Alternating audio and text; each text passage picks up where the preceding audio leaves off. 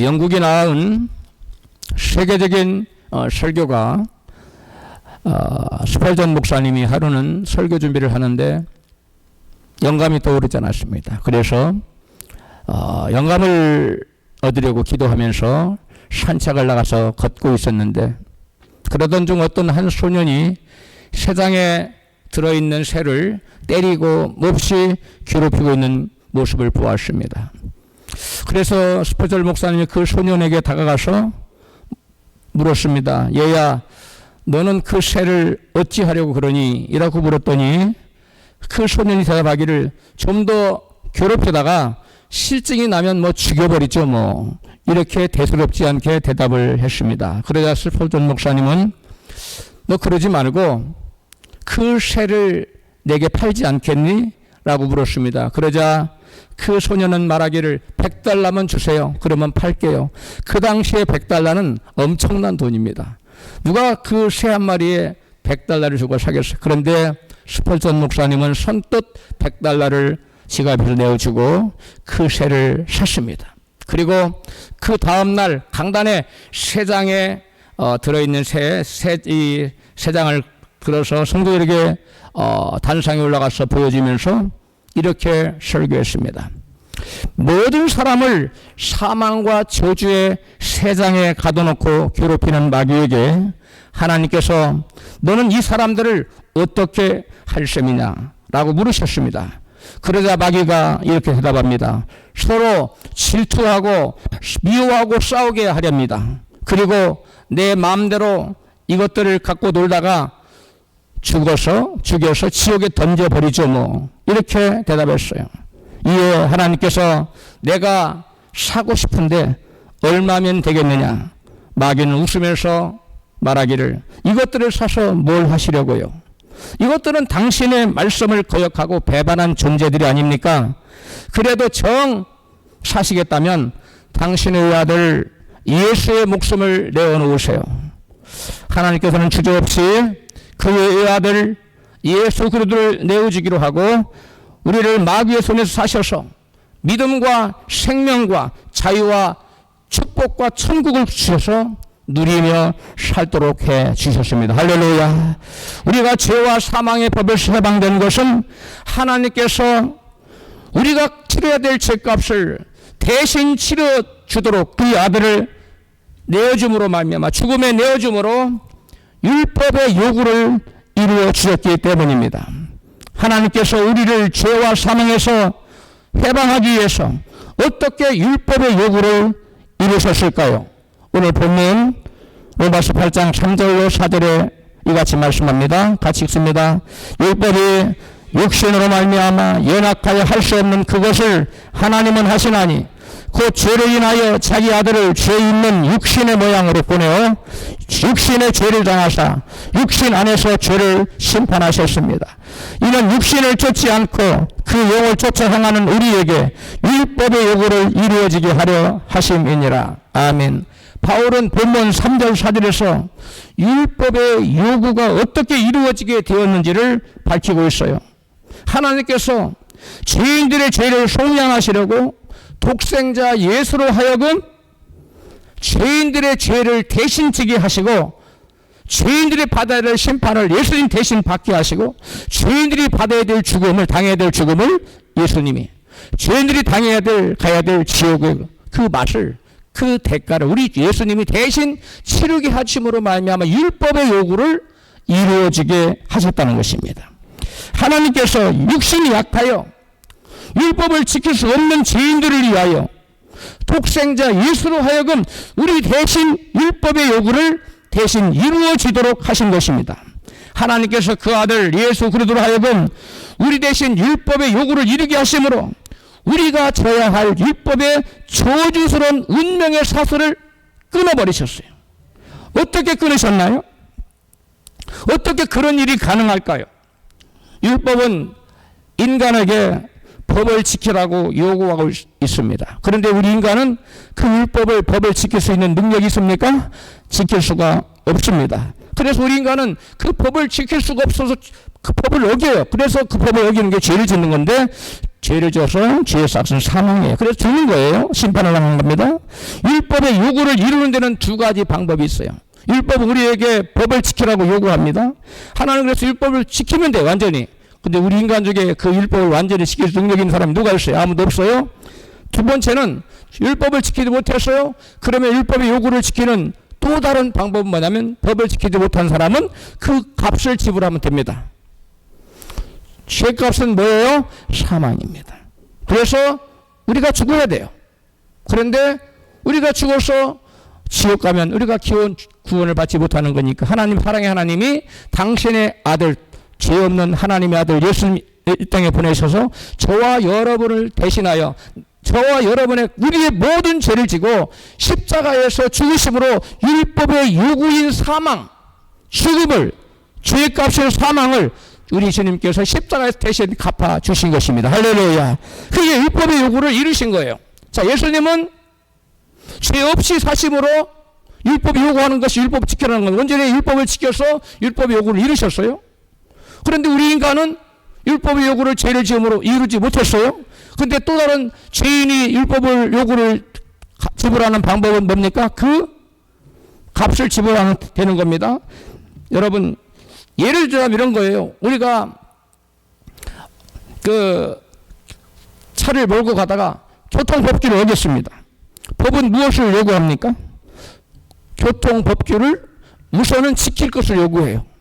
근데 만약 못 지켰어요. 그러면 교통법규를 지키지 못한 데에 대한 무엇을 요구해요? 대가를, 벌금을 내라고 요구합니다. 그래서 여러분 통지서가 날아오죠. 벌금 얼마 내세요? 주차 위반입니다. 속도 위반입니다. 뭐 여러 가지 차선 위반이 해서 조목조목 죄를 어긴, 법을 어긴 그 조목 이름을 붙여서 여러분 대가를 요구해요. 벌금을 내라고 요구합니다. 마찬가지로 우리에게 율법의 요구가 이루어지는 방법도 죄 없으신 하나님의 아들 예수님께서 우리 죄악을 대신 짐으로 율법의 요구를 대신 지신 것이에요. 우리가 죽어야 될 죽음의 값을 우리 주님께서 대신 져주신 거랍니다. 할렐루야. 그래서 성경이 요구하는 율법의 요구를 우리 주님께서 온전히 이루어 주신 줄 믿으시면 아멘 하십시다. 죄를 지은 인간은 죽음을 피할 수 없고 지옥의 영원한 형벌을 피할 수 없는 참담한 운명이었습니다. 로마서 3장 23절에 모든 사람이 죄를 범하였음에 하나님의 영광에 이르지 못하더니, 그 다음에 로마서 5장 12절에 이와 같이 모든 사람이 죄를 지었으므로 사망이 모든 사람에게 이르렀느니라. 모든 사람이라고 했어요. 한 사람도 여력 없습니다. 갓난아이나 늙은이나 힘센 사람이나 없는 사람, 많이 배운 사람, 적게 배운 사람, 부자나 가난병이 그 모든 사람이에요. 모든 사람이 단 한 사람도 열애 없이 죄인이에요. 그런데 여러분 로마서 6장 23절은 죄의 삭은 사망이라고 말씀하고 있어요. 선언하는 죄의 삭 사망. 우리 모두가 사망을 당해야 돼요. 죽어야 돼요. 우리 영원한 지옥 형벌을 받아야 되는 것이 하나님 율법이 우리에게 요구하는 바입니다. 할렐루야. 그런데 그리스도 예수께서 죄 없는 분이 죄 있는 사람의 모양으로 오셔서 이 땅에 오셔서 저와 여러분을 대신해서 아무런 죄가 없는 분이 십자가에 달려서 피 흘려 무참히 죽으셨어요. 저가 여러분 찔리면 우리 허물을 인함이라고 말씀했어요. 예수님께서 창에 찔려서 양손과 양발에 못이 박혀서 피 흘리고 물을 다 쏟으시고 죽으신 것은 당신의 죄 때문이 아니라 저와 여러분이 지은 죄값을 대신 지불하기 위하여 율법의 요구를 이루어 주시기 위해서 십자가에서 피 흘려 죽으신 줄 믿습니까? 성경이 우리에게 말씀하신 복음의 가장 핵심적인 내용입니다. 왜 예수님께서 저와 여러분의 대신해서 율법의 요구를 이루기 십자가 달려 돌아가셨습니까? 그것은 더 이상 저와 여러분으로 하여금 죄의 종로를 하지 않고 더 이상 죄에서 묶여서 죄의 사슬에 묶여서 더 이상 죄의 종로릇, 마귀의 종로릇 하며 살지 않고 하나님의 자녀가 되어서 하나님의 은혜와 하나님의 축복 가운데 살도록 하시기 위해서 우리를 불러주신 줄로 믿습니다.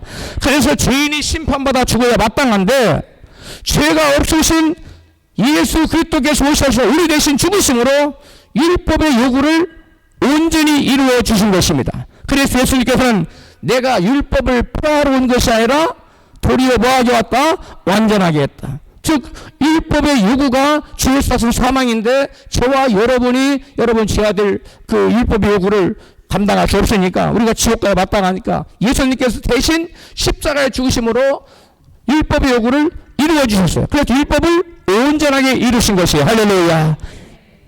그게 바로 하나님의 사랑입니다. 하나님 우리를 얼마나 사랑하셨으면 당신의 독생자와 맞바꿀 만큼 사랑하셔서 우리가 죽어야 될 그 자리에 당신의 아들을 내어놓으셨어요. 그리고 우리가 가야 될 지옥을 예수님 대신 감당하도록 하셨어요. 우리가 받아야 될 저주를 예수님이 대신 감당하도록 하셔서 율법의 요구를 온전하게 이루어 주신 줄로 믿습니다. 하나님이실지라도 하나님 형상을 가지고 지음받은 우리 모두를 여러분 지옥에 보내야 마땅해요. 하나님의 공의 때문에. 그런데 우리를 하나님은 또 사랑하셔요. 얼마나 사랑하셨냐면 당신의 하나밖에 없는 독생자 예수님을 내어줘서 우리 대신 죽게 하실 만큼 우리를 사랑하신다는 사실을 믿으시면 아멘 합시다. 예수님은 나를 그렇게 사랑하세요. 하나님은 나를 이처럼 사랑하십니다. 믿으십니까? 우리가 여기서 한 가지 알고 넘어가야 될 것이 있어요. 예수님께서 율법의 요구를 이루어 주시려고 죄인들을 대신하여 죽으셨는데 누구에게 그 율법의 요구가 이루어진다고 말씀하십니까?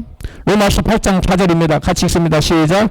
이는 육신을 쫓지 않고 그 영을 즉 성령을 쫓아 행하는 우리에게 율법의 요구를 이루어지게 하려 하심이니라. 아멘. 하나님께서 아들을 육신의 죄인들의 죄를 지어 아들의 육신에 즉 아들의 몸에 예수님의 몸에 죄인들 저와 여러분의 죄를 지어서 심판을 받게 하신 것은 누구에게 율법의 요구가 이루어지게 누구에게 율법의 요구가 이루어지게 하기 위함이라고 말씀하고 있어요. 따라서 우리에게 근데 여기 우리에게라는 것은 수식어가 있어요. 우리 모두가 아니에요. 세상 사람을 모든 사람을 지칭하는 우리가 아니라 우리에게 앞에 뭐냐면 그 영, 즉 성령을 쫓아 행하는 우리에게요. 무엇을 쫓지 않고 육신을 쫓지 않고 다시 따라합니다. 우리가 누구냐? 육신을 쫓지 않고 누구를 쫓는 자들에게 성령을 쫓아 사는 자들, 성령을 따라 사는 우리에게 율법의 요구가 이루어진 거예요. 할렐루야. 예수님이 십자가에서 100편 달려 돌아가셨던 한들 성령을 따라 행하지 않고 육신을 쫓아 행하는 자들에게는 율법의 요구가 이루어진다, 이루어지지 않는다? 이루어지지 않아요. 여러분 그걸 꼭 잘 아셔야 돼요. 율법의 요구가 우리에게 이루어진다. 이 이율이라는 말에는 수식어가 붙어요. 한정어가 붙어요. 육신을 쫓지 않고 누구를 쫓아 사는 사람, 성령을 쫓아 사는 우리에게 그 우리를 하나님이 제안하셨어요. 그 여기 나와 있는 분들 저는 다 성령을 쫓아 사는 자인 줄 믿고 싶어요. 그런데 제가 믿는다고 해서 성령 쫓아 사는 자는 아닌 겁니다. 여러분 중에 육신을 쫓아 사는 사람은 한 분도 안 계시고 성령을 쫓아 살게 되면 하나님께서 그에게 율법의 요구가 이루어지게 하세요. 할렐루야. 그래서 죄의 싹신 사망을 내가 갚지 않아도 되는 거예요. 율법의 요구를 누가 이미 다 담당하셨기 때문에 예수님이 예수님이 이렇게 좋으신 분이에요. 저와 여러분이 감당해야 될 죄값을 예수님이 내 대신 다 감당해버렸습니다. 죽음의 저주를 감당하셨어요. 지옥의 저주도 감당하셨습니다. 그러므로 나는 지옥의 저주도 사망의 저주도 모든 이 세상에서의 모든 온갖 재앙의 저주도 우리는 당할 이유가 있다 없다? 없어진 거예요. 누구 때문입니까? 우리 주 예수님 때문이에요. 할렐루야. 그런데 그 은혜가 내게 임하려면 우리는 무엇을 쫓지 않고 육신을 쫓지 않고 무엇을 따라 살아야 돼요? 성령을 쫓아 살아야 됩니다. 할렐루야. 우리 옆에 계신 분에게 우리 육신을 쫓지 말고 성령을 쫓아 삽시다. 할렐루야. 그래서 저와 여러분이 죄와 사망의 법에서 해방되려면 쉽게 말해서 구원받으려면 육신을 쫓아 사는 자가 되면 안 되고 성령을 쫓아 사는 자가 되어야 율법의 요구가 우리에게 이루어져서 율법은 우리에게 사망을 요구해요. 죄 졌지? 죄 졌지. 그러면 사망 내놔. 죽음 내놔. 너 지옥 가야 돼. 이렇게 요구해요. 그런데 이런 모든 요구를 누가 대신 감당해버리셨다고요? 예수님이. 어떤 사람에게? 육신을 쫓지 않고 성령을 쫓아 행하는 자들에게. 할렐루야. 그래서 우리가 교회 나오고 중요하죠. 하나님 예배하는 거 중요합니다. 다 중요해요. 그런데 그 무엇보다 중요한 게 뭐냐면 우리가 나의 욕심을 위해서 육신을 쫓아 살지 않고 누구를 쫓아 살아야 돼요? 성령을 쫓아 살아야 할 때에 여러분 예수님이 십자가 지신 그 십자가의 피의 공로가 우리에게 임하는 거예요. 그 십자가의 결과가 나에게 임하는 거예요. 믿으시면 아멘 합시다. 할렐루야. 그렇다면 뭐가 육신을 따라 사는 거고 뭐가 성령을 따라 사는 것인지 알아야 되겠지요. 육신을 따라 사는 거 그래 말은 알겠는데 구체적으로 뭐 어떻게 사는 것이 육신을 위해 사는 거고 육신을 따라 사는 것이고 구체적으로 성령을 따라 사는 건 뭔가 이거를 알아야 알아야 면장을 한다고 여러분 말씀을 지킬 거 아니에요. 할렐루야. 그래서 여러분 본문에 계속되는 말이 있어요. 로마서 8장 3절에 계속되는 말이 있는데 3절 4절에 육신이란 말이에요. 같이 읽어봐요. 로마서 8장 3절 시작. 본문 시작. 율법이 육신으로 말미암아 연약하여 할 수 없는 그것을 하나님은 하시나니 그 죄를 인하여 자기 아들을 죄 있는 육신의 모양으로 보내어 육신의 죄를 정하사 육신 안에서 죄를 심판하셨습니다. 육신의 죄를 정하사 이건 개역성경이고 제가 우리말 성경을 그것도 옆에 써놨지요. 육신 안에서 죄를 심판하시고 이것은 우리말 성경으로 육신의 죄를 정하사라는 말 같은 말이에요. 그 다음에 4절 시작. 이는 육신을 쫓지 않고 그 영을 쫓아 행하는 우리에게 율법의 요구를 이루어지게 하려 하심이니라. 아멘. 여기서 반복되는 단어가 하나 있죠. 그게 뭐예요? 육신이라는 단어죠. 계속 5번이나 나오죠. 육신 계속 나와. 이 육신이라는 단어는 헬라 원어로 사르크스라는 단어예요. 사르크스. 이 사르크스라는 단어는 어떤 단어냐? 하늘나라와 반대되는 단어입니다. 그리고 하나님의 성령의 영역과 반대되는 단어가 이 사르크스예요. 그래서 육신, 즉 사르크스는 성령도 모르고 성령을 받을 수도 없어요. 그 다음에 하나님도 몰라요. 그리고 하나님의 성령의 영적인 지식들도 받아들일 수가 없는 세상 사람, 자연인을 말해요. 엄마 뱃속에서 태어난 그대로 아직 회개하지 않은 사람, 이 사람을 가리키는 거예요. 자, 그렇다면 육신을 따라 사는 자에게 율법이 이루어지지 않아서 구원받지 못하기 때문에 육신이 무엇인지 알아볼 필요가 있어요. 고린도전서 2장 14절에 보면 육에 속한 자가 나와요. 같이 읽습니다. 시작. 육에 속한 사람은 하나님의 성령의 일을 받지 아니하나니 저희에게는 미련하게 보이며 또 깨닫지도 못하나니. 여기 육에 속한이라는 말이 나오죠. 이게 육신이라는 말과 같은 단어예요. 그런데 여기서 헬라어로 푸시키코스라는 단어인데 하나님의 영이 없이 살아가는 사람이에요. 아직 내 안에 성령이 안 계셔요. 그래 자기가 주인 되어서 자기 마음대로 하고 싶은 대로 하는 거야. 자기 유익을 위해서, 자기 영광을 위해서, 자기가 잘되기 위해서 예수님도 부르고 교회도 나오고 기도도 하고 헌금도 하고 해요. 근데 그 안에 하나님의 영은 안 계세요. 하나님의 영이 자기 인생의 주인이 아니에요.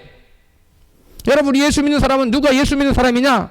내 안에 하나님을 내 인생의 주인으로 모신 사람입니다. 할렐루야. 여러분 예수님을 여러분 인생의 주인으로 모셨습니까? 이게 굉장히 중요해요. 신앙의 연수를 자랑할 이유가 없어요. 또 교회에서 직급이 높다는 것을 자랑할 이유가 없습니다. 내가 얼마나 예수님을 내 인생의 주인으로 모시고 내가 얼마나 하나님의 종으로 자녀로 그리스도의 신부답게 살아간 이것이 중요한 거예요. 할렐루야. 그래서 여러분 육에 속한 사람은 그 안에 하나님의 영이 없어요.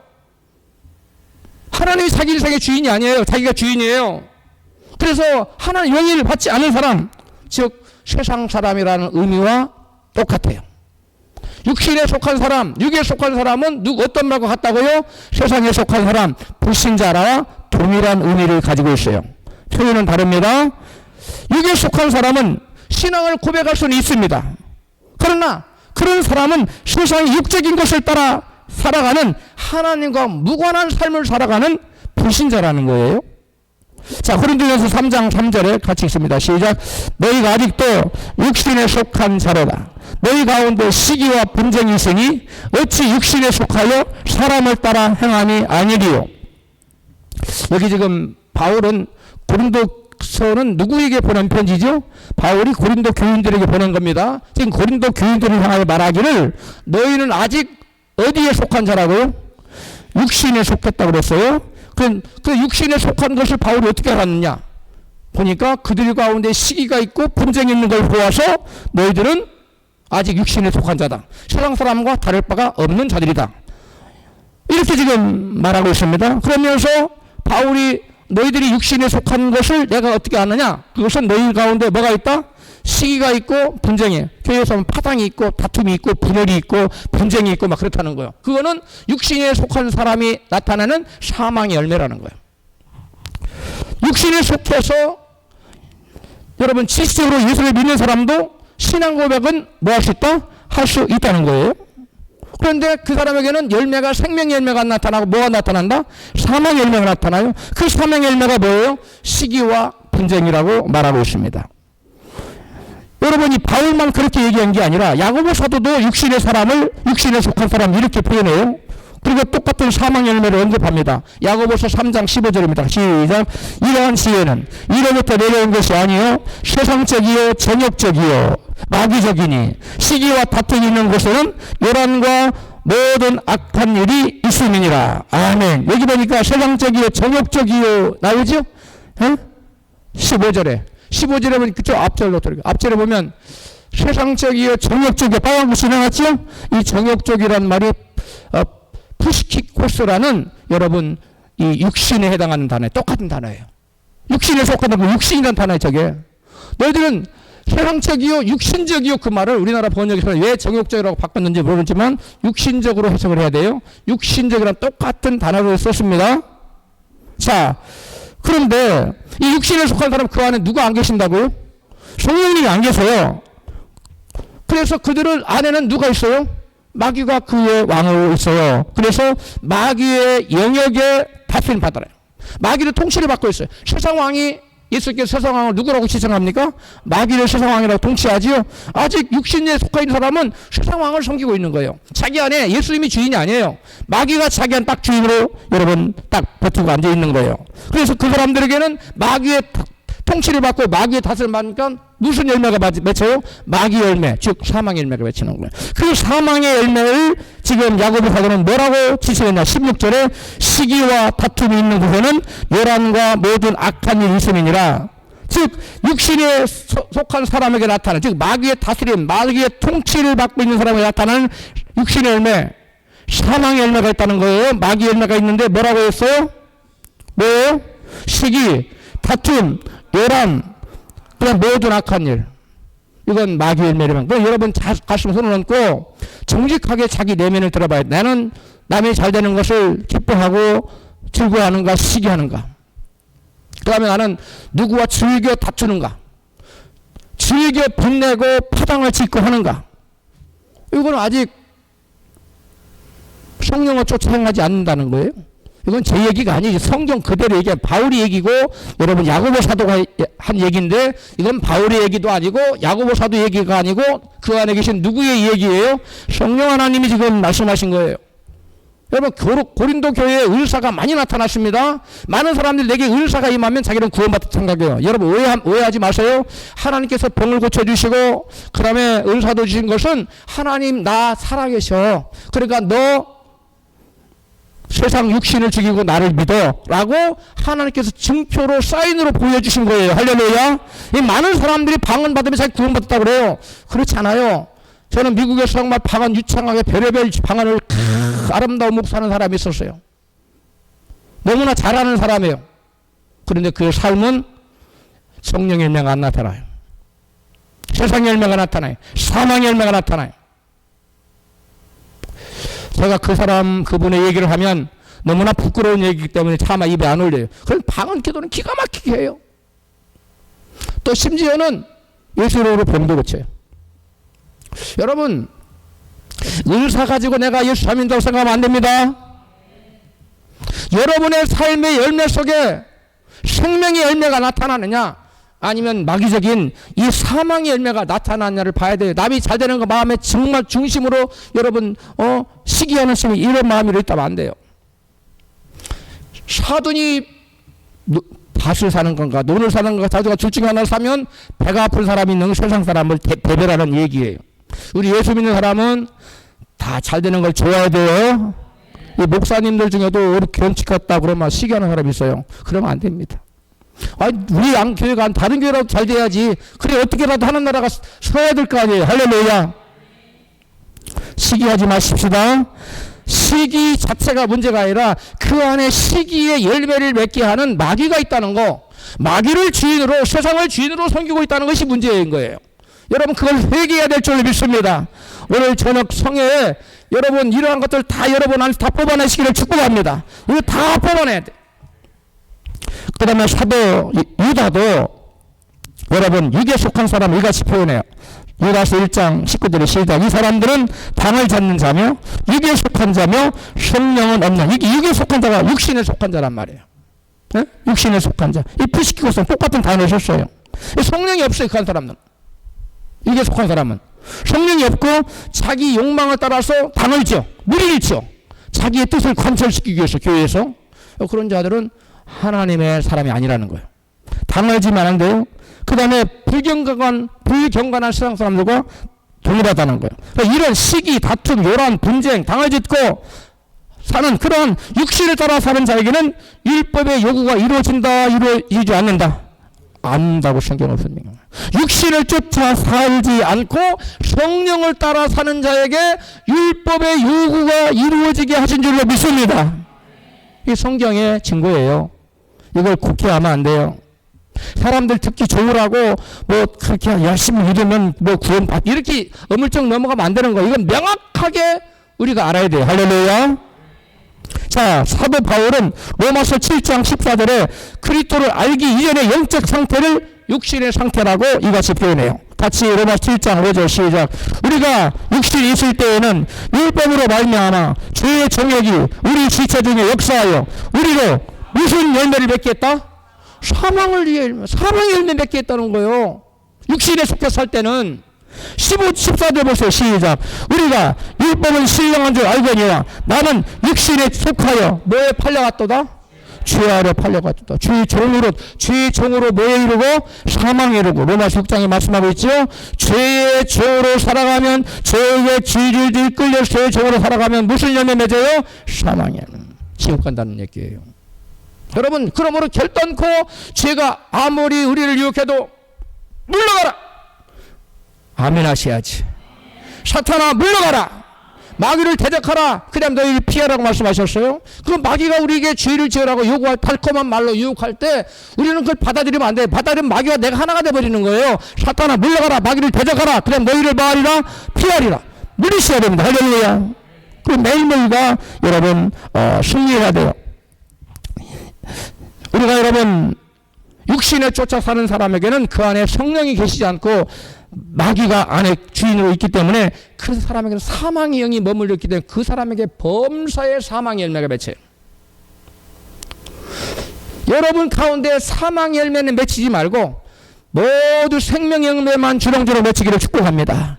이 생명의 열매 속에 여러분이 원하는 모든 것이 다 들어있어요. 사망의 열매 속에 여러분이 원치 않는 모든 것이 다 들어있어요.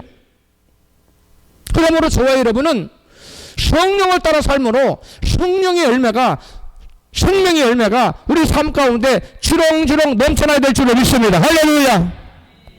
여러분 이제 우리 앞에는 두 가지 길이 놓여 있어요. 하나는 육신을 쫓는 길이고 또 하나는 성령을 쫓아 사는 길이에요. 본문 5절 6절입니다. 시작. 육신을 쫓는 자는 육신의 일을, 영을 쫓는 자는 영의 일을 생각하나니 육신의 생각은 사망이요 영의 생각은 생명과 평안이니라. 아멘. 내가 너희들의 모든 죄를 지고 서기관들과 제사장들에 붙들어서 사흘만 내가 죽었다가 다시 사흘만 살아나. 베드로가 그랬어요. 주여 가나여 가로되, 베드로가 가나여 가로되 주여 결단코 그런 일이 주께 미치지 아니하리이다. 그렇죠? 예수님 엄청 이해하는 것 같잖아요. 예수님 뭐라고? 사탄아 내게서 물러가라. 너는 하나님 일을 생각하지 않고 무슨 일을 생각하는 자로다? 사람의 일을. 이게 뭐 육신의 일이에요. 그래서 졸지에 베드로가 뭐가 되는 거예요? 사탄이 된 거예요. 사탄의 조종을 받은 거예요. 베드로가 예수님을 가나여 가도록 리비쿠라고, 영어 성경에 리비쿠라고 되어 있어요. 꾸짖었다는 거예요. 아니 감히 베드로가 예수님을 꾸짖어. 주님 말도 안 되는 소리 하지 마세요. 주님 죽어버려버리면 각졌던 개가 되잖아요. 이렇게 나왔던 거예요. 그래서 예수님이 심하게 질책하고 너는 사탄의 지금 요구를 따라 사는 거다. 저와 여러분은 사람의 일이 우선이 아니라 하나님의 일이 우선되어야 될 줄 믿습니다. 이게 믿음의 사람이 그 사람의 성령을 따라 사는 사람이에요. 육신을 쫓아 사는 사람은 그와 반대예요. 사람의 일을 우선시해요. 그 내 입장을 우선시하는 거예요. 여러분, 저와 여러분은 십자가에서 예수님과 함께 더불어 죽어야 되는 존재들입니다. 우리가 살아있으면 내 안에 예수님이 살아 역사할 수 없어요. 내가 살아있으면 내 안에 성령님은 살아 역사할 수가 없어요. 할렐루야.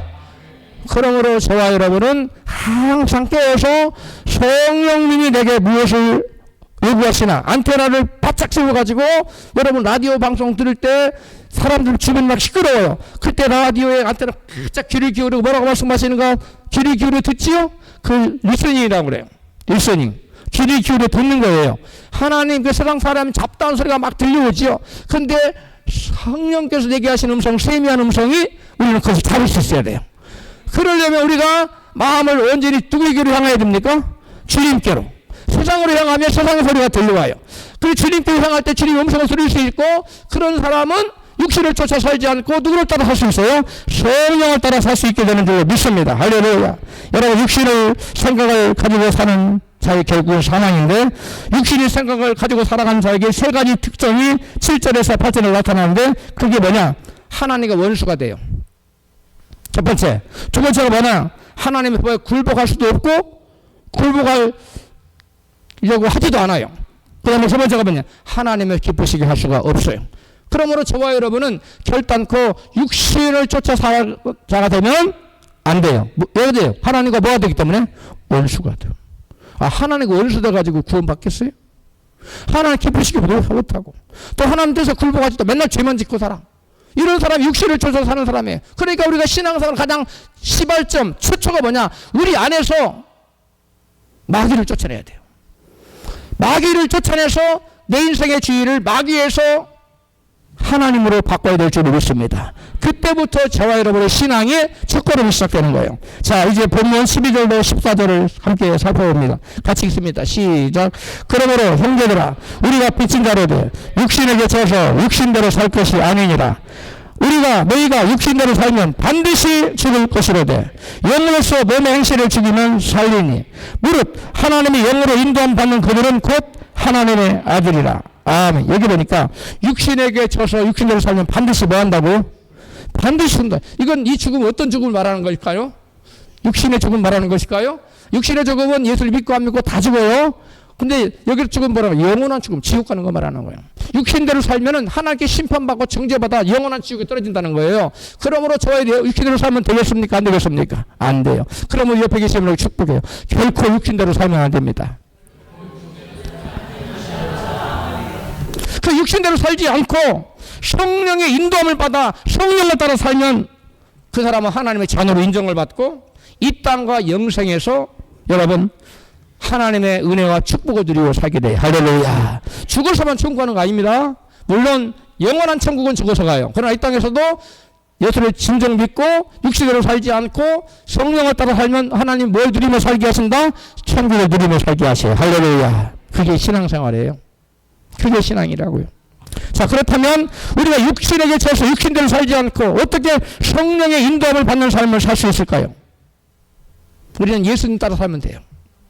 예수님의 신앙의 본을 쫓아가면 돼요. 할렐루야.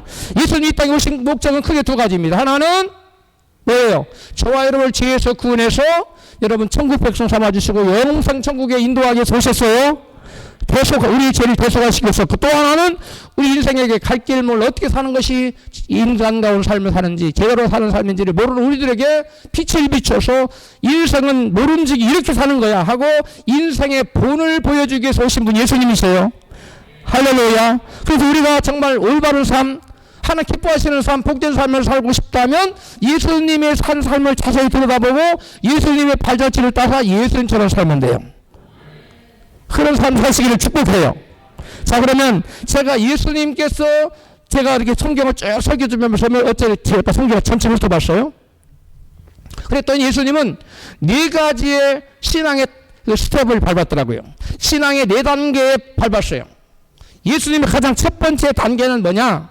예수님의 가장 첫 번째 단계는 육신을 쫓지 않고 성령을 따라 사는 예수님의 첫 번째 단계, 믿음의 단계는 따라 삽시다. 침례를 받는 것이다. 침례를 받으신 것이다. 마가복음 1장 9절입니다. 시작. 그때 예수께서 갈릴리 나사렛에 와서 요단강에서 요한에게 침례를 받으시고 세례를 받으시고 라고 되어 있어요. 예수님은 죄가 없으시기 때문에 사실 침례를 받을 필요가 있습니까? 없습니까? 침례를 받을 필요가 없으세요. 그런데 침례, 왜 그래요? 침례란 죄에 대해 죽는 거거든요. 죄를 씻음받는 것이 침례예요. 침례는 두 가지 의미가 있어요. 하나는 죄를 씻음받고 죄에 대하여 죄인이 죽는 것을 말하는 거예요. 예수는 죄가 있어요? 없어요? 없어요. 죄 씻을 필요가 있어요? 없어요? 없어요. 그 침례 받을 필요 없는 겁니다. 또 죄에 대해 죽는 건데 예수는 죄가 없는데 뭐 죄에 대해 죽을 필요가 뭐가 있어요?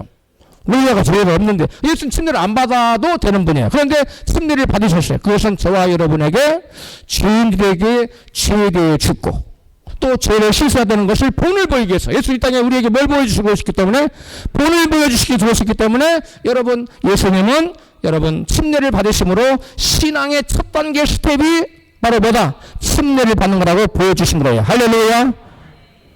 그래서 예수님께서 침례를 받으신 것은 우리들에게 죄종으로 살아가는 옛사람의 죽는 신앙의 본을 보여주기 위해서 침례를 받으신 거예요. 자신을 위해서 받으신 게 아닙니다. 인생은 이렇게 사는 거야 하고 신앙의 첫걸음이 뭐예요? 세례 받으신 거예요. 예수님이 공생애를 시작할 때 참 신앙생활에 첫 발을 내디딘 게 뭐예요? 요단강에 와서 침례를 받은 거죠. 요단강에 세례를 받으러 오니까 세례요한이 그랬어요. 보라! 세상 죄를 지고 가는 하나님의 어린 양이랬다. 요한복음 1장 29절에 세례요한이 예수님 보고 세상 죄를 지고 가는 하나님의 어린 양, 유월절 어린 양, 이스라엘을 살리기 위해서 어린 양으로 죽어졌던 그 어린 양, 저와 여러분을 죄에서 구원하기 위해서 십자가에 달려 돌아가실 어린 양, 그분이 온다는 거예요. 할렐루야. 세상 죄를 지고 가는 하나님 어린 양이라고 세례요한이 외치고 있지요. 자, 따라서 우리의 신앙생활에서 아주 중요한 것이 침례를 받는 거예요. 세례를 받는 거예요. 여기서 말하는 세례는 물세례를 의미하는 거 아닙니다. 물세례는 여러분 상징인 거고요. 자, 로마서 6장 3절 본문이에요. 시작. 무릇 그리스도 예수 합하여 세례를 받는 우리는 그의 죽으심과 합하여 세례를 받는 줄을 알지 못하느냐. 4절. 그러므로 우리가 그의 죽으심과 합하여 세례를 받음으로 그와 함께 장사되었나니. 아멘. 보세요. 여기 보니까 우리가 침례를 받는 것은 주님과 함께 뭐 된 거예요? 지금 장사되는 거예요. 그분과 함께 장사된 거예요. 그분과 함께 나의 옛사람이 죽은 거예요. 예수의 십자가에 달려 들어가서 예수님만 죽은 것이 아니라 나도 나의 옛사람, 나의 정욕을 위하여, 나의 유익을 위하여, 나의 탐심의 만족을 위해서 살아간 옛사람, 죄를 위해 살아가는 사람, 마귀를 종으로, 주인으로 모시고 살아가는 그 옛사람, 구속의 모습을 쫓아 사는 그 옛사람을 십자가에 같이 죽여야 돼. 할렐루야. 그게 세례예요. 그 침례를 받을 때 물에 들어갔다가 올라오죠. 그 수장됐다가 죽었다가 다시 살아났다는 거예요. 나의 사람은 주님과 함께 십자가에 죽었고 이제 나는 주님과 더불어 사는 예수님을 나의 인생으로 주인으로 모시고 사는 새 사람입니다 하고 일어나서 말레 할렐루야 말해버리는 거예요. 할렐루야. 이게 여러분 침례예요. 근데 진정 그런 것이 없이 그냥 형식적으로 사람들한테 보여주기 위해서 물속에 들어갔다가 목사님이 성부와 성자와 성령 이름으로 내가 내게 침례를 주노라고 아멘. 그러고 끝나면 그거 안 돼요. 그 안에서 마귀를 몰아내고 예수님 인생의 주인으로 모시고 이제는 육신을 따라 살던 삶을 청산하고 누구를 쫓아 사는 사람? 성령을 쫓아 사는 삶으로 인생이 변화되는 게 침례입니다. 할렐루야. 옛사람은 죽은 겁니다. 이제부터 나는 있어요? 없어요? 없어요. 그래서 바울이 말했죠. 이제는 내가 사는 것이 야는 사신 그리스도께서 사신 것이라. 할렐루야. 나를 위해 죽었다 사신 그리스도께서 내가 안에 사신 거예요. 내 인생의 주인이 누구라는 거예요? 그리스도 예수라는 거예요. 이게 침례받은 사람이에요. 근데 아직도 내가 내 인생의 주인이 나다. 그러면 침례 받은 사람이 안 받은 사람이에요? 안 받은 사람이에요. 그러므로 인생의 신앙생활의 첫걸음을 뗀 거다 안 뗀 거다? 안 뗀 거예요. 여러분 지금 제가 예수님의 신앙의 단계 4단계를 얘기할 텐데요. 이 첫 단계를 못 넘은 사람이 적어도 90% 이상이에요. 한국교회에. 90%가 뭐예요? 99%가 될지도 몰라요. 정확한 숫자는 하나님 프로페이지는 하지만 아무리 안 돼도 90% 이상이 첫 단계를 못 넘었어요. 세례를 침례를 못 받고 살아가요. 그리고 머릿속으로 믿는 것이 믿음인 줄 알고 그렇게 살아가요. 그게 아니에요. 귀신들도 머릿속에 믿으면 있어요, 없어요? 있어요. 믿고 뭐 한다? 떤다고 그랬어요. 귀신도 하나님 예수님 살아계신 거 알고 발발 떨어요. 그리고 믿어요. 그럼 귀신 구원받아요? 못 받아요. 왜 그래요? 머릿속에 믿음만으로는 구원받는 게 아니에요. 할렐루야. 저와 여러분이 예수 인생의 주인으로 모실 때 구원받는 거예요. 할렐루야. 육신을 쫓아 살지 않고 성령을 쫓아 살 때 구원받는 겁니다. 할렐루야. 이걸 모르고 그냥 교회만 들락날락하고 왜 나를 알수 집사 안 주냐고, 왜 나를 장로 안 세우냐고 맨날 시험 들은 사람은 여러분 육신에 속한 사람이에요. 성령에 속한 사람은 절대 그런 얘기 안 합니다. 온 교인이 다 장로 받고 자기 장로 안 받아도 시험 안 들어요. 그게 본질이 아니니까. 그런데 육신을 쫓아 사는 사람은 본질이 아니라 비본질을 붙들고 살아가는 거예요. 왜 나는 권사 안 주냐고. 그 다음부터 교회 안 나와. 이거 한국교회 모습입니다. 지금 우리 교회는 그런 분이 한 번도 없어서 너무 감사해요. 할렐루야. 여러분은 참 그런 면에 훌륭하신 거예요. 내가 집사 준다는데도 집사 안 받고, 권사 준다는데도 또 권사 안 받고, 그런 분들이 몇 분 있어요? 예, 그것이 꼭 훌륭한 것은 아니지만, 어디간 최소한 싸울 때 그거 안 준다고 싸우진 않잖아요. 시험 들진 않잖아요. 그러면서 훌륭한 거예요. 할렐루야. 예, 준다고 할 때 받는 게 좋아요, 근데. 예. 자, 그 다음에, 그래서 여러분, 우리의 신앙의 첫 단계는 옛사람을 죽이고, 그리스도와 함께 죽고, 그리스도와 함께 살아나는 심리를 받는 거. 이게 신앙의 첫 단계예요. 할렐루야. 이게 아직 내가 걸려있다. 여러분, 금식하면서, 회개하면서, 착같이 기도해서 주인을 바꾸세요. 할렐루야. 그럼 여러분, 인생이 바뀌어버려요. 여기부터 믿음, 똥! 시작! 여기 똥! 하고 시작하는 것이다. 아멘. 여기부터 시작해. 여기 안 되면요, 맨날 건너 넘어져. 이래서 시험 들어, 저래서 시험 들어. 응? 별의별 문제가 아닌데, 아무것도 아닌데 시험 들어버려. 왜? 자기가 주인이거든요. 그 안에 마귀가 있거든요. 그러니까 마귀가 사람 조종해버리는 거예요. 여러분, 마귀에 조종받는 그런 저차원적인 삶을 살지 마세요. 성령의 인도함 따라 사세요. 그래야 복이 있어요. 그 다음에 여러분, 바울은 옛사람을 예수와 함께 십자가에 못 박는다는 것을 이같이 설명해요. 갈라디아서 5장 14절 시작. 그리고 예수의 사람들은 육체와 함께 그 정과 욕심을 십자가에 못 박았느니라. 만일 우리가 성령으로 살면 또한 성령으로 행할지니. 아멘. 여러분, 육체를 따라 사는 사람은 여러분 성령을 따라 사는 것과 정반대인데, 육체를 여러분 어떻게 십자가에 못 박은 사람은 그리스도 예수의 사람이라는 거예요. 여러분, 그리스도 예수의 사람입니까? 아멘 하셔야죠. 여러분, 그리스도 예수의 사람입니까? 이 진정한 그리스도인이냐고 묻는 거예요. 그렇다면 내가 진정 예수의 사람이라면 그리스도와 함께 나의 육신과 함께 나의 정과 욕심을 십자가에 못 박아 주겠다는 거예요. 그 사람은 진정한 그리스도인이라는 거예요. 할렐루야. 이게 세례받은 사람에게 진정 침례받은 사람이에요. 물세례 말고, 물세례 안 받았어도, 여러분 물침례 안 받았어도 진정 예수님의 인생의 주인으로 모시고 바꿨다. 성령 따라 살면 그 사람은 침례 받은 거예요. 물세례는 사람에게 보여준 거 아니에요. 여러분, 카톨릭에서는 물세례를 받아야, 그리고 성찬 그걸 떼야 그 순간 구원받는다고 해요. 그건 잘못된 거예요. 그러면 그런 원리라면 오른편 강도는 구원 받아야 돼요? 못 받아야 돼요? 그건 침례 안 받았잖아요. 성찬 떡 안 먹었잖아요. 근데 예수님, 너는 오늘 밤에 나와 함께 낙원에 있다고 했잖아요. 할렐루야. 여러분, 침례를 받아야 돼요. 그는 물침례가 아니라 여러분 침례를 받은 거예요. 예수님과 함께 죽은 거예요. 할렐루야. 다음으로 육신을 쫓지 않고 성령을 따라 사는 사람은 두 번째 예수님의 스텝은 기도하시고 성령을 받는 것이었어요. 누가복음 3장 21절 시작. 백성이 다 세례를 받으셨어요. 예수의 세례를 받으시고 기도하실 때 하늘이 열리며 성령이 형체로 부리기같이 그 위에 강림하시더니 하늘 소리가 나기를 너는 내 사랑을 알리라 내가 너를 기뻐하노라 하시니라. 아멘. 여러분, 육신의 정욕을 쫓아 사는 여러분 옛사람을 정과 욕을 십자가에 못 박아 죽었어요. 즉 침례를 받았어요. 그럴지라도 뭐하지 아니하면, 기도하지 아니하면 성령을 받을 수 있다 없다? 없어요. 성령께서 안 오시면 어떻게 성령을 따라 할 수 있겠어요?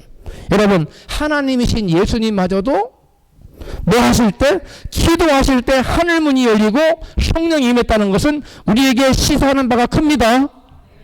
예수님은 하나님이세요. 그런데 예수님도 하나님이신데 세례를 받고 난 다음에 뭐 하셨어요? 기도할 때 하늘이 열리고 여러분 성령이 임했다는 사실을 성경 우리에게 명백하게 증거해주고 있어요. 할렐루야. 여러분 기도해야 돼요. 육신을 쫓아 살지 않고 성령을 쫓아 살려면 침례 받은 거로만 끝내면 안 돼요. 계속 기도하는 삶을 살아야 될 줄로 믿습니다. 기도가 그만큼 중요하다는 거예요. 여러분 누가복음 11장 13절입니다. 시작. 너희가 악할지라도 좋은 것을 자식에게 줄 줄 알거든 하물며 너희 천부께서 구하는 자에게 뭘 주시지 않겠느냐? 성령. 누구에게 성령 주신다고요? 구하는 자에게. 그러므로 저와 여러분이 여러분 육신을 쫓아 살지 않고 성령을 쫓아 살려면 뭘 구해야 돼요? 성령을 구해서 기도로 성령을 받아야 됩니다. 그래서 성령이 내 안에 인생의 주인으로 임하셔서 우리를 주장하셔야 돼요. 죄지으려고 그러면 성령께서 야 그건 죄야 하나님 알았어요 안 짓게요. 그래서 성령이 때마다 일마다 때마다 나타나시고 간섭하셔요. 할렐루야. 그런 사람 되시기를 축복해요. 기도해야 돼요. 육신을 따라 살지 않고 성령을 따라 살려면 기도해야 됩니다. 나는 침례 받았으니까 됐어 그게 아니에요. 기도해서 성령 받아야 됩니다. 그 다음에 세 번째 육신을 쫓지 않고 성령을 따라 사는 예수님의 세 번째 신앙의 단계는 성령 충만을 입어서 성령에 이끌리는 삶을 살았어요. 따라서 합시다. 성령 충만을 받아 성령에 이끌리는 삶을 살았다. 누가복음 4장 1절에 시작. 예수께서 성령의 충만함을 입어 요단강에서 돌아오사 광야에서 40일 동안 성령에 이끌리시며 마귀에게 시험을 받으시더라. 아멘. 여러분 요단강에서 세례 받으신 다음에 침례 받으신 다음에 요단강에서 여러분 돌아올 때 뭘 이끌리셨어요? 성령에 이끌렸어요. 성령의 충만함을 받아서 요단강에서 오셨어요. 그 몇 시간인지 몇 일인지 몇 달인지 그 성경 자세히 나와 있잖아요. 그 기간은. 그 좌우지간 침례를 받은 다음에 예수님께서 그 다음에 뭐 했어요? 기도하셨고 성령 임하셨지요? 그 다음에 예수님께서 뭐 하셨어요? 성령의 충만을 받았어요. 충만을 받아서 그 다음에는 광야로 가셨는데 성령 이끌림 받아서 광야로 가서 성령 이끌림 받았어요. 따라합시다. 성령의 이끌림 받자. 성령의 이끌림 누가 받아요? 성령의 충만함 받은 사람이 성령의 이끌림을 받아요. 할렐루야. 여러분 성령 충만 받지 않으면 성령 이끌림 받지 않고 육신을 쫓아 살아요. 침례를 받은 자라도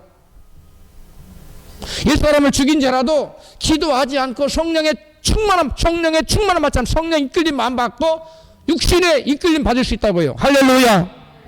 자, 여호와 하나님께서는 선지자 에스겔에서 이와 같은 환상을 보여주셨어요. 에스겔서 47장 3절에 같이 있습니다. 시작. 그 사람이 손에 줄을 잡고 도로로 나아가며 1,000척을 청량한 후에 나로 그 물을 건너게 하시니 물이 발목에 오르더니 다시 1,000척을 청량하고 물을 건너게 하시니 물이 무릎에 오르고 다시 1,000척을 청량하고 물을 건너게 하시니 물이 허리에 오르고 다시 1,000척을 청량하사 그 물이 창이라여 허염한 물이요 사람이 능히 건너지 못할 강이더라. 아멘.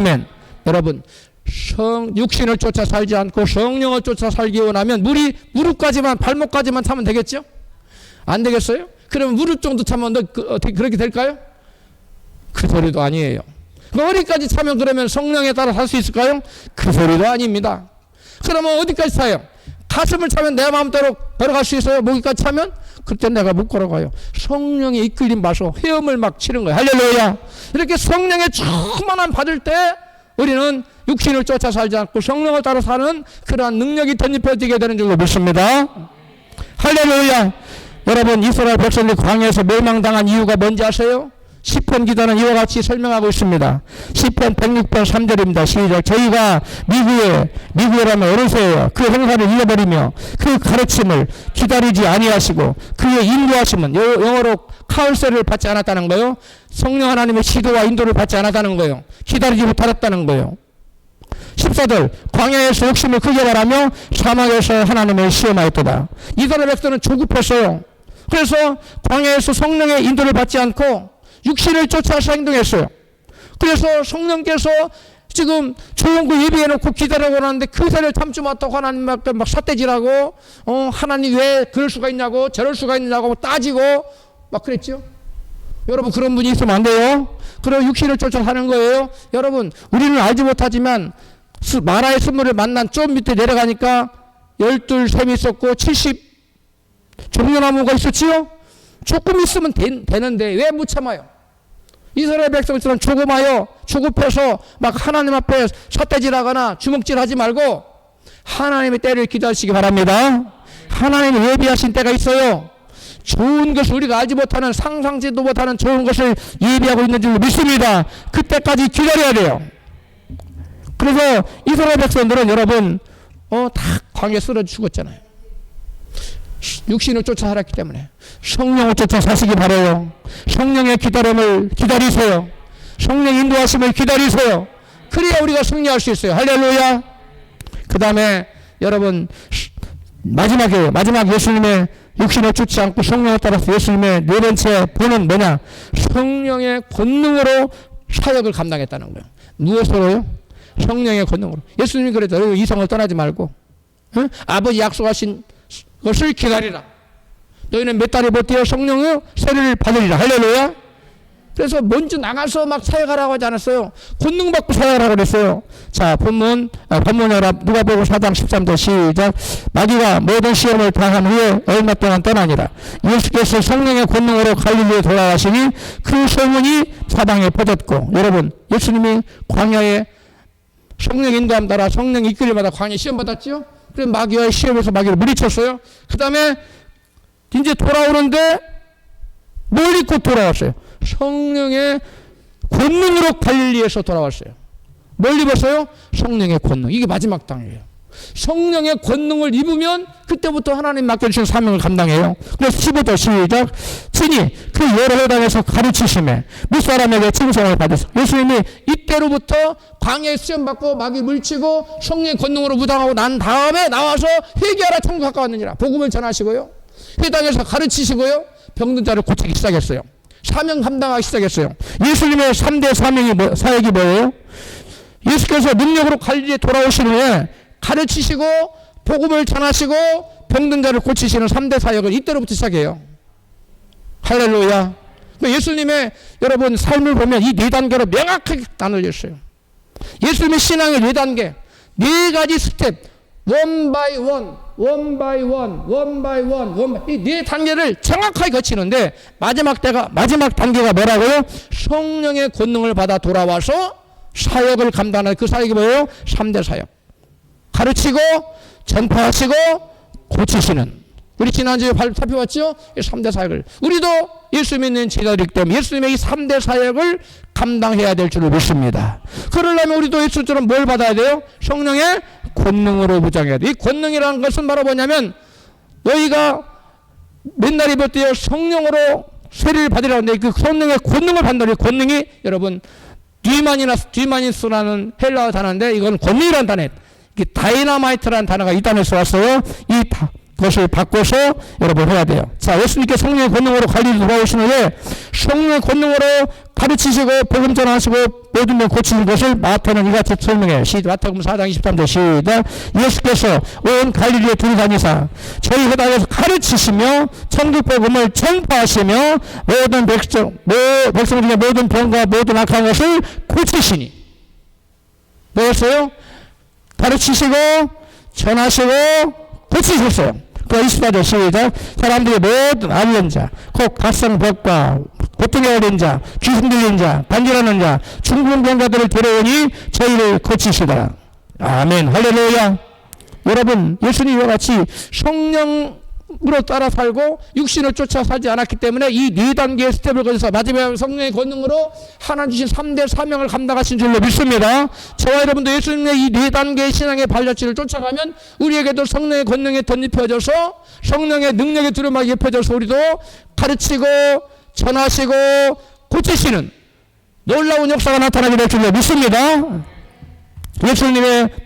예수 우리에게 보여주신 신앙의 여정은 크게 네 가지 과정이 있어요. 첫 번째, 침례를 받으신 거예요. 두 번째는 뭐예요? 기도하고 성령 받으셨어요. 세 번째는 뭐예요? 성령 충만받아 성령을 따라 살았어요. 네 번째는 뭐예요? 성령의 권능으로 여러분 가르치시고 전하시고 고치시는 3대 사역을 감당하는구나. 여러분은 예수님의 이 네 단계 중에 어디에 속해 있다고 여겨지십니까? 아무리 낮아도 첫 번째 단계는 넘어서야 되겠죠? 이거 다 아멘 해야 돼요. 이 첫 번째 단계는 다 면허서야 돼요. 이 첫 번째는 예수와 함께 십자가에 같이 죽고 같이 살아가는, 그리스도는 내가 내 인생의 주인이라, 하나님 성령께서 주인이시고 그리스도와 함께 죽고 그리스도와 함께 사는 그런 침례받은 자가 돼야 돼. 할렐루야. 아, 이거 말씀 들어보니까 큰일 났구나. 나 아직도 육신을 쫓아 살고 있는데, 그렇게 생각되시는 분이 혹시 있을지 몰라요. 그러나 걱정할 필요 있어요, 없어요? 신령한 근심은 해야 돼요. 근데 걱정할 필요가 없는 것은, 보라 지금은 의대 맞을 만한 때요, 보라 지금은 구원의 날이로다. 고린도후서 6장 2절이에요. 같이 시작. 보라 지금은 은혜 받을 만한 때요, 보라 지금은 구원의 날이로다. 할렐루야. 지금 돌이키시면 됩니다. 지금이라도 깨달았으면 천만 다행이고 감사한 일입니다. 감사하십시오. 이것조차도 모르고 자기는 구원받은 줄 알고 꾸벅꾸벅 하다가 지옥으로 떡국 떨어진 사람이 너무나 이 시대에 많다는 거예요. 깨달아졌으면 그러면 아멘 하십시다. 내가 죽으면 천국 갈 수 있을까? 이렇게 생각을 하면 천국 갈 수 있을까요? 100% 못 가요. 100% 못 갑니다. 여러분, 성령을 따라 사는 사람은 하나님 성령께 너는 반드시 천국 간다. 어떠한 형편과 그런 확신을, 거짓 확신이 마귀가 줄 수 있기도 하지만 사망의 열매를 맺으면서 그런 확신을 가지고 있으면 그건 가짜예요. 근데 성령의 생명의 열매를 맺으면 그런 확신 사람은 여러분 천국 가요. 여러분, 육신을 쫓아서 살면 망합니다. 크게 아멘 하세요. 육신을 쫓아서 살면 망합니다. 성령을 따라 살아야 됩니다. 이 같은 예수께서 보여주시는 신앙의 네 가지 본을 쫓아 육신을 쫓지 말고 성령을 따라 사는 우리 모두가 되시기를 주님의 이름으로 축원합니다.